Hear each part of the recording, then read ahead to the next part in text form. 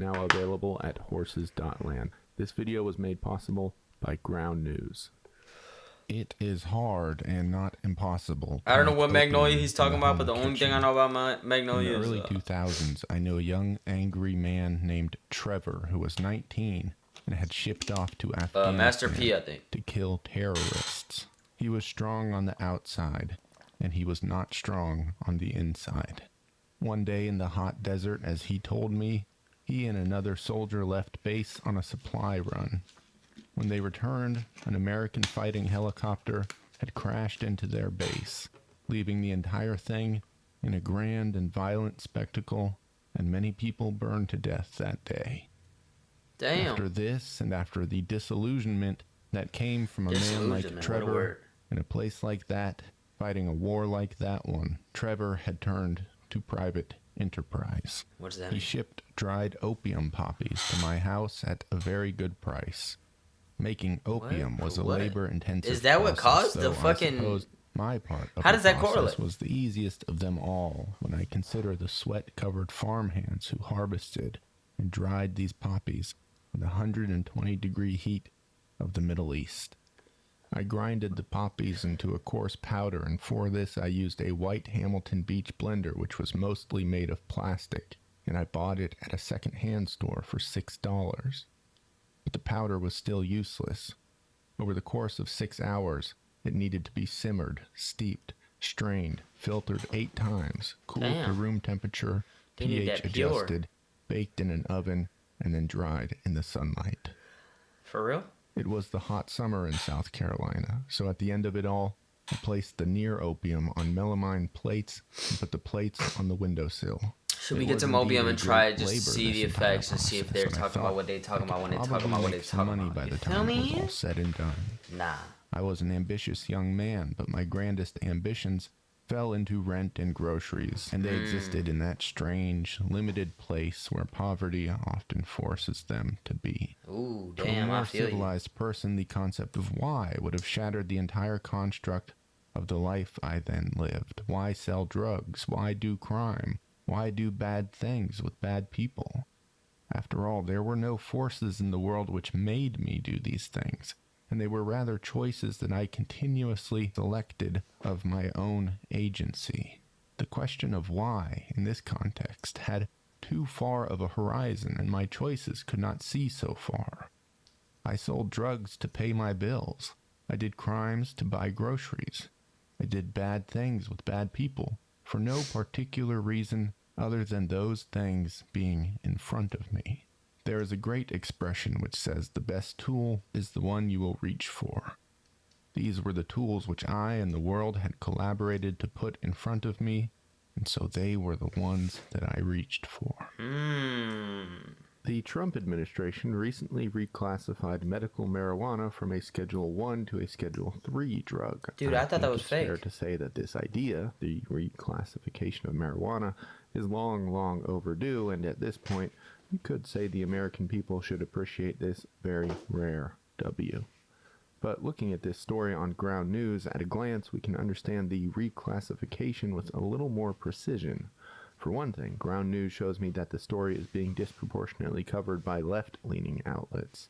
At time of writing, there are 105 left-leaning sources reporting on this and just 43 right-leaning. But Ground News shows me more than just this uneven reporting. By combining information from all sides of the spectrum, I didn't even notice it was an ad. It's all good, big bro. Get yours off. In the after.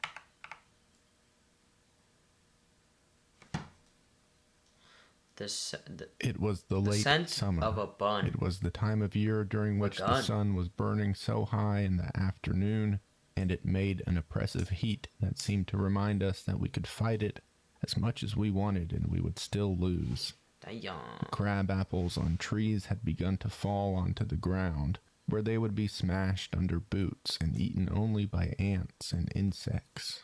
Fire. My friend Harris moved pounds of weed from the port through his house in the downtown area, and he sold LSD on breath mints and plastic vials of PCP.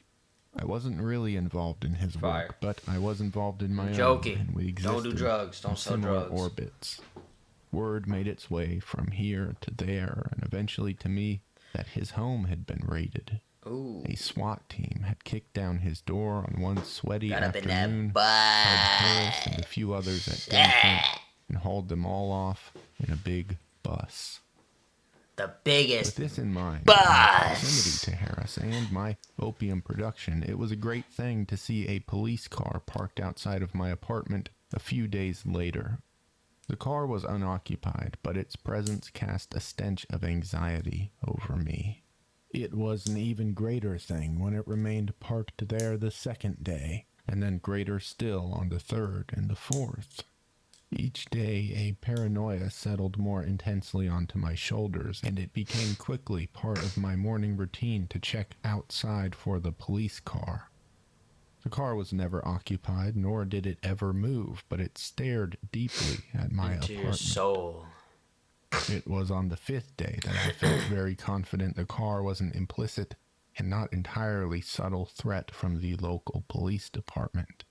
It must be said that opium was just one entry in a list of illegal activity which came and went from my home. A man named Junior was a good friend at the time. He was a Haitian, about my age. Haitian, Big Z. He had long, locked hair, and he made a very good spaghetti. Oh, you're exposing him, huh? We'd met in high school and had become close. What after type of neither spaghetti? Of us were What's able on the to spaghetti? Successfully graduate.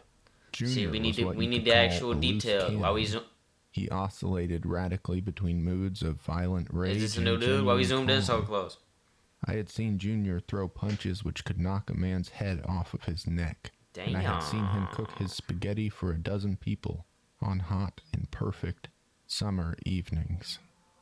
I did not know much about Junior's life before we met in concrete, but there was a sense about him that things had gone continuously and without mercy quite poorly in Damn. one way or another. As a friend for several years, I saw it as my obligation to tolerate Junior's various moods. It was also true that I myself was a young, angry man of conflict. Junior was reliable enough, and to find someone reliable in this milieu of the world is he gonna use him to sell drugs? as I had learned, an entirely unrealistic sort of expectation. So late at night, I called Junior and asked him if I could move some stuff into his house for a while. "What you got?" he asked me. "Nothing crazy. Some work. I got some auntie I'm working on. Those pipes Aaron left over here. That little pistol my mama gave me." We had traded favors over the years, and so he obliged. Yeah, that's straight, but I ain't home. I'm in Magnolia. Can you come get me and we'll head over there, across the bridge?" It seemed like a fair enough trade. Everyone and myself knew about Magnolia Park. It was a large complex of government housing tucked away from anything else in many ways, and location was just I gotta take it back to the NOLIA. Fuck them other niggas, cause I'm down on my niggas. Fuck them other niggas, cause I'm down on my niggas. See, I don't know that actual Master P song, but I know the fucking. The Kanye, what's that? Blood on Leaves? Yeah, it is Blood on Leaves. A place to go casually. When I arrived to the shared parking lot at Magnolia, it was a dark night that was lit by the bright overhead lights in the complex. There were many men standing in the grass areas and the sidewalks of Magnolia Park, and they seemed to be doing nothing at all. But as soon as I stepped out of my car, I could feel the broad recalibration of attention that comes with the presence of a stranger in places like Magnolia. The most obvious and shallow reason for this was that I was white, and there was no more emblematic piece of the city's lingering segregation than Magnolia Park. An equal and more true reason was my unfamiliarity. Magnolia Park was a bad place to be if you were not welcome. The men all began to walk my way with a slow sort of Shout it, swing my way. Danger, You sure look good to me. Would you please swing my way? Shout it, swing my way. They began to approach me, and I knew this recipe often preceded violence if a man could not navigate it very well. Magnolia Park was a place where things could go very wrong very quickly. You can smell a gun in the air, just like you can smell gun smoke. I could smell the guns in the air, and I did not have one.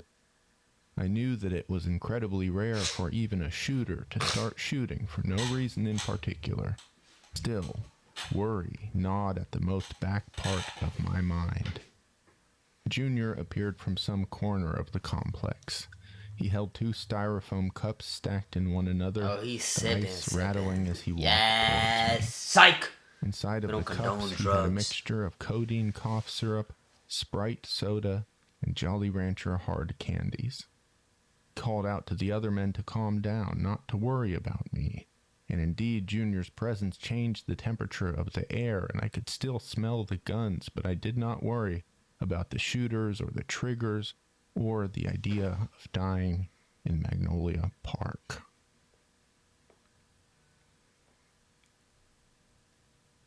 We left, and I drove under the crab apple trees, and I could hear the fruits smash and pop beneath the tires of the car. We were headed for the long bridge which connected downtown to the more residential and coastal area where Junior and I both lived. I drove a 1994 BMW 318i, which I had purchased for $600, and it had 140,000 miles on it, and the sun had peeled the paint off the hood. The car had a faded sense of glory about it, but I found that I could only see the glory. I drove fast over the bridge for the same reason I did most things, and that was no reason at all. Ooh. I drove 115 miles per hour, and the old car felt like it would collapse under the weight of the accelerator, and I did not care. Thanks, man. The cop car, I don't know, it's got me tweaking, I told Junior. He handed me his styrofoam cups, and I took a long sip of the opiate. Nah, yeah, for sure. That shit's spooky as hell. I get it. Just put the work at my place until it goes away, but you're probably good. If they really had any shit on you, they'd have raided you by now, Junior said. Oh. Yeah, it's just everything with Harris. Probably someone snitched on his ass. You know, he was selling water in there. College kids started on that shit now. Ain't that some shit? Junior said, but his words were slow and conversation was made difficult as he continued to sip from his stacked styrofoam cups. I kind of wish I had gone to college, I said. You ain't got to go to college to do PCP. Junior laughed. I laughed too. No, not for that, I said. For, life and shit. I explained vaguely. Yeah, well, you ain't, Junior informed me with a chuckle. Damn. I ain't. Shit, I ain't either. All right then, I said. I looked out of the window into the very black night with its dots of city lights like frozen, sad fireflies, and I searched for the horizon, where the sea met the sky, but it was gone, and instead there was only blackness. It could have been peaceful, but the engine of the 1994 BMW whined and complained loudly as it tried its damnedest to keep up with the pressure I put upon it. The noise of the engine was pierced first by a loud, single blare from outside of the car. Then the black night became a strobe of red and blue, screaming sharply off my rear-view mirror. My mind began performing a series of clumsy, useless calculations. Oh, he has this shit on. I felt myself to be in a different sort of danger than I was at Magnolia Park. Junior quickly began to drink from his styrofoam cups, and to stall for time, I kept driving to the end of the bridge and pulled over onto a grassy patch next to the road. Junior crammed the empty cups into the space between the seat and the door. The cop appeared outside of my window, and he leaned down. The policeman asked, "Is this real video? Nah. I got you at 112 and a 75. Why the hell are you going so fast?" I don't know. Yeah, I'm not gonna lie. If you got drugs on you, bro, you don't want to be doing all that. Cop. He asked me if I had been drinking. He asked if I was on drugs. He asked many things, and I lied very well, and I answered his questions. I didn't know that Junior had a warrant out for his arrest, but after a long visit back to his car, the cop sure did.